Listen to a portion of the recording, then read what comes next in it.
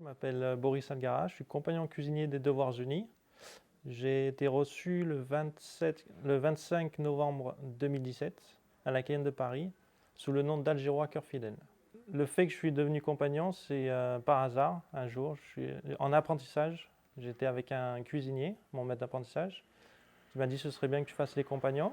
Les pièces de compagnons, tout ce qui est métier du bâtiment ou autre, ils ont leur chef-d'œuvre, entre guillemets, qui reste dans le temps, alors que nous, la cuisine, c'est éphémère.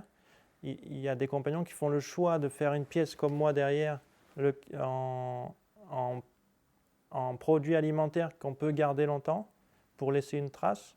Mais en plus de ça, il y avait une pièce culinaire de nourriture avec des plats.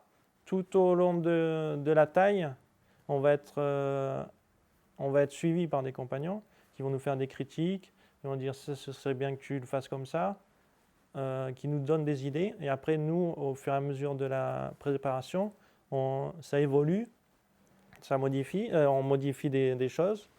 Et c'est pour ça qu'on garde un dossier avec une traçabilité de tous les essais qu'on a fait et qu'on voit l'évolution tout au long de la taille de compagnon. La préparation du menu, ça se fait...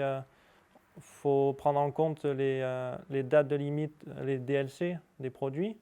On peut faire ça grand maximum 3 jours avant on fait tout ce qui est les marinades, les sauces, et après les finitions, c'est les 2 derniers jours. Mon sujet s'est fait de lui-même parce que j'avais commencé pour ma pièce d'admission, je parlais de mes origines, des origines algériennes, car je suis né en Algérie, à Blida, c'est la ville des roses et des oranges. Et dans cette ville, il y a un emblème qui est le kiosque de Blida. J'ai reproduit, pas à l'identique, mais je me suis inspiré pour en faire ma pièce de réception. Ce qui est bien sur la pièce, c'est qu'il y a du partage. Je me suis rapproché d'un tailleur de pierre qui m'a montré comment on taillait dans du plâtre, et on a fait les chapiteaux du kiosque. Et après, je les ai moulés pour en sortir un identique. Le premier, je l'ai sculpté moi-même avec des couteaux tailleurs de pierre. Des mini ciseaux, pardon. J'en ai eu plein d'obstacles dans ma taille de compagnon parce que c'est une taille de compagnon, ça ne peut pas être tout simple. Et au niveau du kiosque, j'avais commencé très tôt en amont, bien 1 an avant, à faire des dessins avec des compagnons. Et après, faire la réalisation en pastillage. Et pour tout ce qui était la pièce culinaire, il y a des garnitures où j'ai eu des problèmes et des compagnons sont venus en aide à l'hôtel pour me suivre et m'aiguiller.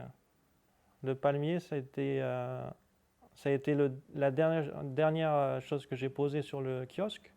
Et j'en étais à m'arracher les cheveux, à vouloir le casser. Et c'est ma femme qui m'a soutenu tout au long de la conception du palmier. Je serai toujours attaché à ma pièce parce que c'est une partie de ma vie. Et le kiosque en lui-même, le palmier au centre représente mes racines. Ça fait partie intégrante de ma vie de compagnon, mais elle ne m'appartient plus. Elle appartient au compagnon, mais ça restera toujours ma pièce. Pour moi, la pièce de compagnon a été une renaissance parce que ça m'a permis d'aller de l'avant et j'avais atteint l'objectif que je m'étais fixé et maintenant les horizons s'ouvrent pour moi. Au moment de présenter mon travail, il y avait beaucoup de stress. J'ai beaucoup de mal à trouver mes mots pour expliquer tout. C'était tellement chargé d'émotions que très très compliqué d'expliquer ma pièce. Après plus d'1 année à travailler dessus, s'acharner dessus pour sortir une quintessence de tout ça parfaitement, c'est très compliqué. Quand on passe compagnon et le soir de la réception, qu'on est avec nos frères et qu'on nous remet notre écharpe, ça change tout dans la vie d'un homme, je pense. C'est un beau parcours, un beau chemin de vie. Pour moi, c'est l'école de la vie. C'est ce qui m'a construit en tant qu'homme et c'est la plus belle des choses.